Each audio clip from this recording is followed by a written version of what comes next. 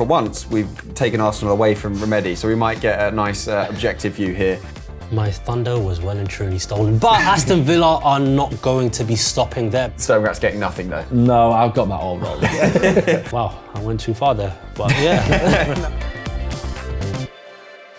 Hello and welcome to episode 4 of the Squakwa Predictor podcast with myself, James Lorenzo, alongside the Oracle, which we're still going to call him, Remedy, after match day 3, and Squawka's resident football expert, Dean Smith. Gents, thanks very much for coming back ahead of match day 4 here in the Champions League. We're going to get straight into it then with 10 previews for match day 4, starting with 2 titans of the European game in the form of Real Madrid and Milan. Remedy, you have 60 seconds to preview this one, starting now. That second half against Dortmund was actually one of the best football I've seen Real Madrid play in years. Now, when it comes to Milan, I predicted it at the start of the season. I don't think they're making the top 24, and right now they sit outside of that top 24 rank.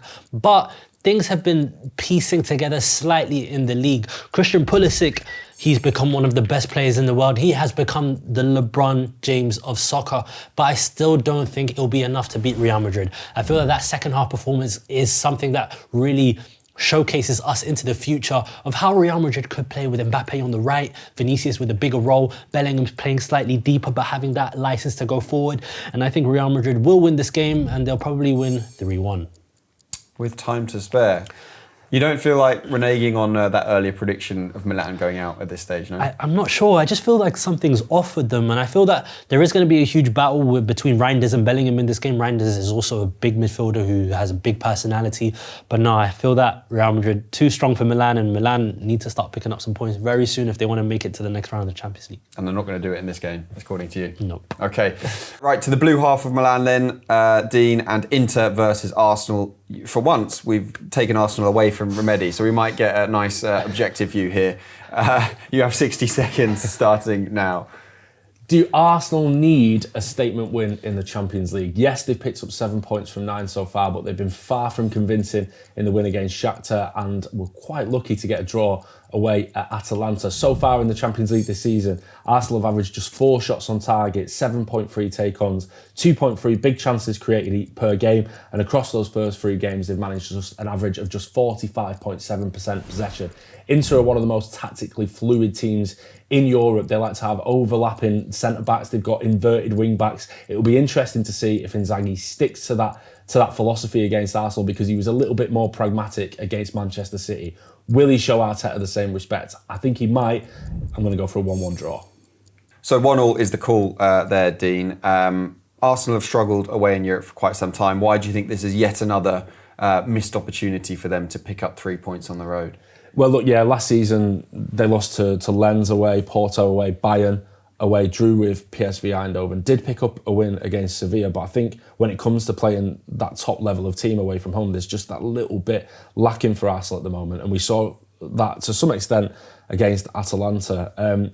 Celtic were able to go and get a point from that, so I think in hindsight that doesn't look like the best result either. I think before we start discussing Arsenal as potential Champions League winners, they have to really prove it in a game like this against Inter Milan, and I just don't think they're quite there at this moment in time.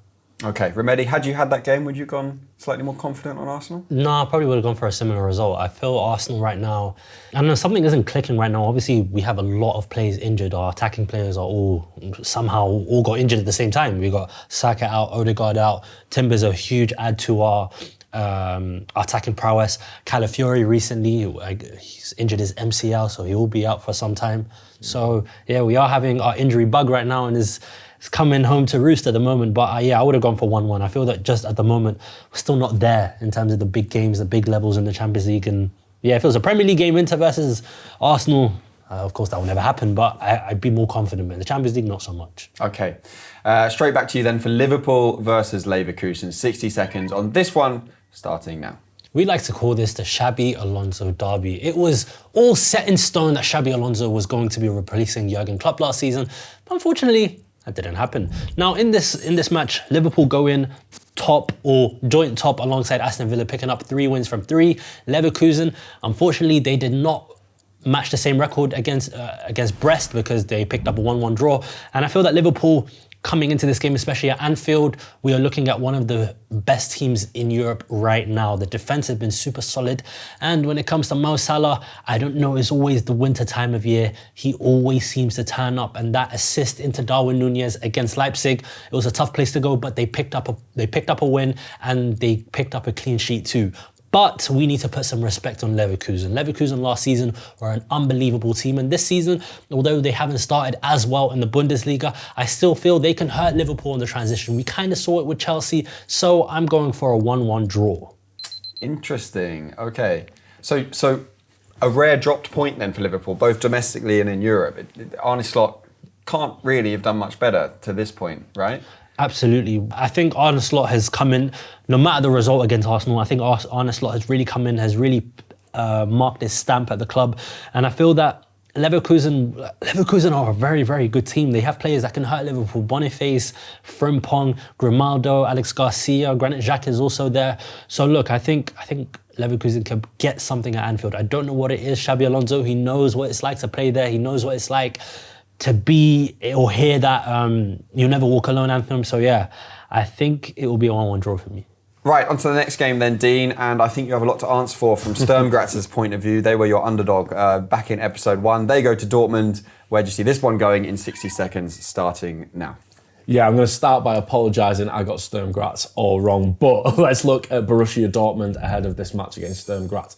They were flying in that first half against Real Madrid and looked like picking up 3 points. But Nuri Sahin's tactical naivety came back to bite them. They took off Jamie Gittins. They took off Daniel Marlon. They went to a free at the back, invited pressure on, and Real Madrid just tore them to pieces. Sturm Graz have been a massive disappointment for me so far this season. They've got no points, just 1 goal. And they rank in the bottom 5 for shots, chances created, take-ons completed, and perhaps even more disappointingly for things like tackles and passes completed as well, which you would potentially not expect for a team that are going to be out of possession so much. For Dortmund, I'm going to look at Jamie Gittins. Jamie Gittins was the man that I picked for a breakout season. He scored against Real Madrid. He scored 2 against Club Brugge, and against Madrid in just 55 minutes, he also took another 2 shots and completed 3 take-ons. He's the man to watch. He's going to get a goal, and Dortmund are going to make Sturm Graz cry, I'm afraid.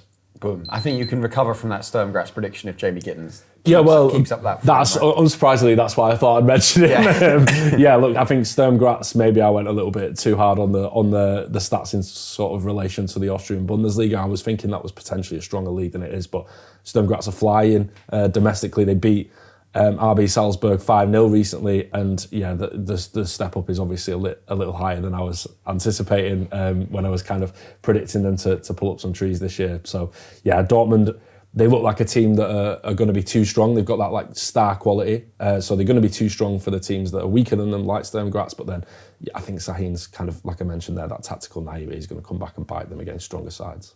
Okay, there we go. Right, straight on to Lille versus Juventus. This is a really interesting matchup, isn't it? Remedi, you have 60 seconds on this, starting now. So before the Champions League started this season, you kind of thought about Lille, you thought about Juventus, and you kind of just thought, okay, they might do some things in the Champions League, but they won't really go too far.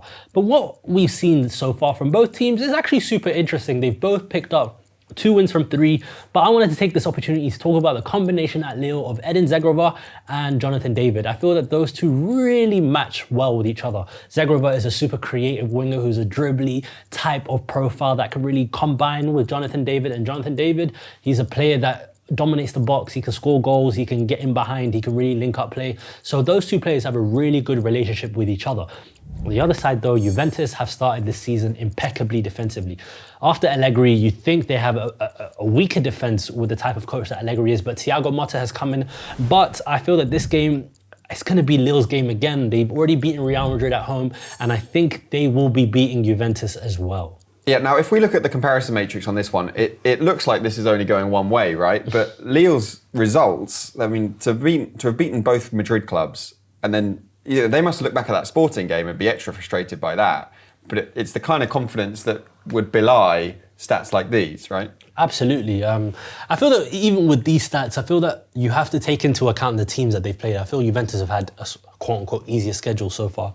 But I feel that there's something there with Lille. The only thing they beat Juventus on when it comes to the comparison matrix is the aerial dual success rate, the goals conceded as well. They've conceded less goals. But just from my point of view, watching Lille, there's just been a bit of fun about them. There's been a bit of I don't know what it is. It's like a new team on the block. It's someone new. It's that energy that you're watching. So yeah, for me, I think Lille get this. I think I didn't predict it in my prediction, but I go 2-1 in this game. Okay, there we go. Straight on to Celtic versus Leipzig. Celtic were my pick for underdogs to watch this season. And with 4 points from the opening 3 games, I'm pretty happy with where they are. But Dean, tell me how they're going to fare in this one. 60 seconds starting now. Yeah, I think James may just have been right about Celtic in the Champions League this year. Against Borussia Dortmund, they were absolutely atrocious and beaten 7-1. And Brendan Rodgers has garnered criticism over the years for adopting the same philosophical approach in the Scottish Premiership against weaker sides as they go into the Champions League against stronger sides, and that's led to some humiliating defeats on the road for Celtic. However, against Atalanta, he switched things up. He brought in Rio Hatate in midfield alongside McGregor. Hatate managed a match-high 5 tackles, and Celtic had far more control in midfield to earn themselves a huge 0-0 draw in Bergamo. Next up, it's RB Leipzig at Celtic Park. RB Leipzig have lost their first 3 games in this Champions League phase. They faced a huge 56 shots and only 6 teams have missed more big chances. So they're struggling at both ends of the pitch. And I think the manner of those defeats, particularly against Juventus, show that there's a soft underbelly to this RB Leipzig side, which may just come unstuck at Celtic Park. So I'm going to go for a 2-1 win for Celtic in this one.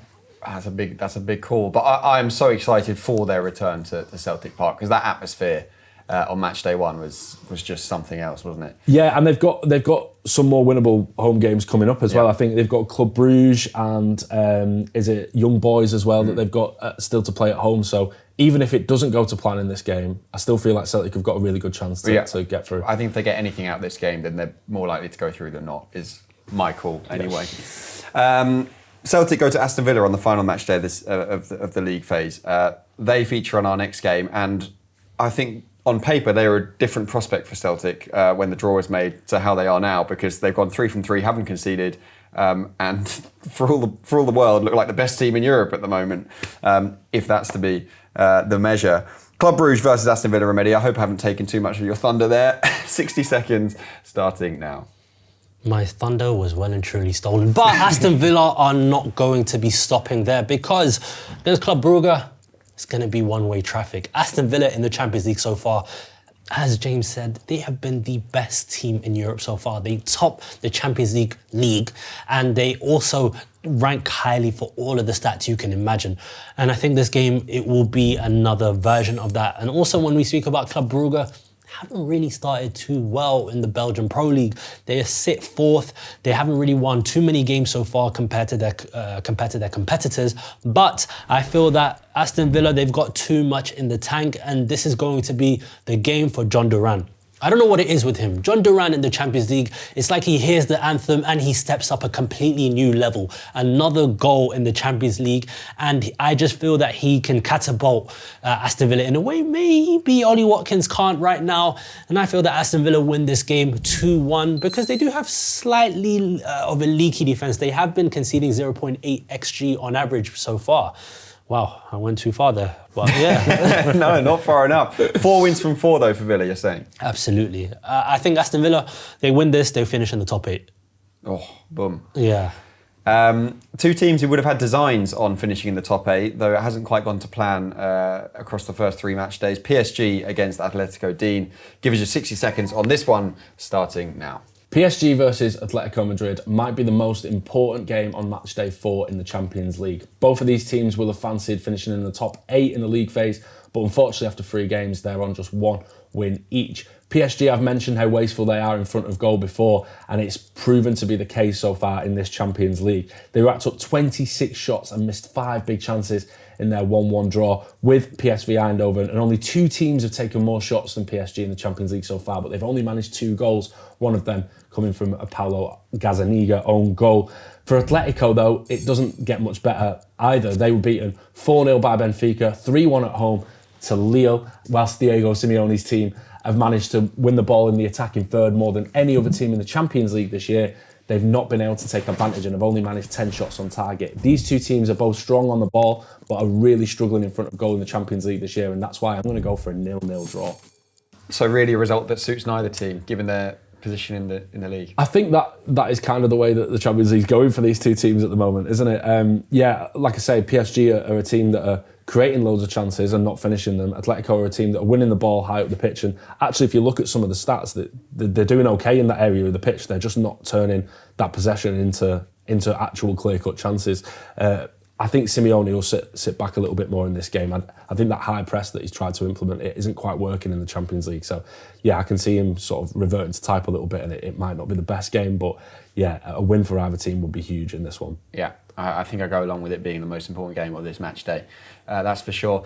Right, into the final two as far as our previews are concerned, starting with Bayern Munich versus Benfica, both of whom had really quite poor match day threes. Remedy, you have 60 seconds on this one, starting now. What's there to really say about Bayern Munich? They dominate in the Bundesliga, but then when it comes to the Champions League, it just doesn't really work out. Against Barcelona, they ran through them. It was like a bull in a china shop. Hansi Flick coached that team in a way where I don't think Vincent Kompany has that in the locker. There was no incision, there was no cutting edge, there was no final action for Bayern Munich. But then when we talk about Benfica against Feyenoord, it was something pretty similar. Although they have won the first two games so far in the Champions League, against Feyenoord, they were just profligate in front of goal, picking up 1.86 in XG, but they only scored one goal. I feel that at the Allianz Arena, Vincent Kompany and Bayern Munich really need to bounce back. There's been a lot of talk about Kompany. Is he the right man for the job? And a win against Benfica will silence a lot of the critics. So Bayern have to win. I'm going for a 2-1 Bayern win. Yeah, I think I'd go along with that. I watched the Benfica game and they were, aside from being profligate going forward, they were super leaky defensively. I mean, Feyenoord scored 3 with ease, had another 2 very narrowly disallowed by VAR. So yeah, I think Bayern is where the safe money is for that one. Right, Sporting versus Manchester City. I only see this one going one way, Dean, but what have you got for us? 60 seconds starting now. I made the mistake in the last round of thinking Sparta Prague might get a goal against Manchester City, but I'm actually going the other way now, and I think City might go through this entire league phase without conceding a goal. Now, hear me out. I know they've not been great defensively in the Premier League of late. At the time of recording, they haven't kept a clean sheet in 7 Premier League games. But in the Champions League, it's been an entirely different story with 3 clean sheets. And the way that they've done that, unsurprisingly, is by dominating possession. They've averaged 72% possession so far, and that figure has gone up with each game. They even clocked up 80% against Sparta Prague. And as the old saying goes, you can't score if you don't have the ball. So far in the Champions League, Vardiola's been the standout man defensively. 6 ground duels at a success rate of 60%. He's made 4 clearances, 2 interceptions and 2 blocks. Sporting have done really well so far, but this is a step up, of course. And Manchester City, I think they've got Juve and PSG in the last 2 games where things might get a little bit more difficult, but I think they could go through the entire league phase without conceding a goal, and I think they'll win this 2-0. Boom. That is a prediction to come back to as well. I think we made quite a few over the course of these 4 episodes that will be quite interesting to go and check back on. As for match day 4 is concerned, though, let's run through those 10 fixtures and our predictions all on one page, starting with Madrid, Milan. Remedy? I go 2-1. Inter, Arsenal. 1-1. Liverpool, Leverkusen. 1-1. Dortmund, Sturm, Graz. I don't think I gave a prediction for that one, so I'm going to go 3-0. Sturm, Graz getting nothing, though. No, I've got that all wrong. Lille, Juve. 2-1 Lille. Celtic, Leipzig. I'm going to go 2-1. I really like that one. Club Brugge, Villa. I said 2-1, but I'm going to go 3-1 Villa. Okay, PSG, Atleti. Boring 0-0. Bayern, Benfica. 2-1 Bayern. And as we just heard, Sporting, City. 2-0 to City. Okay, gents, thanks very much for all of those predictions on this, which is episode 4 of the Squawka Predictor podcast. Do check in and we'll see how the lads have got on in episode 5, ahead of match day 5 here on the Squawka pod. As always, don't forget to like and subscribe for all the latest from Squawka football. But in the meantime, my thanks to Remedy and Dean. We'll see if he has maintained, Remedy that is, the Oracle moniker ahead of episode 5. But in the meantime, thanks very much for watching.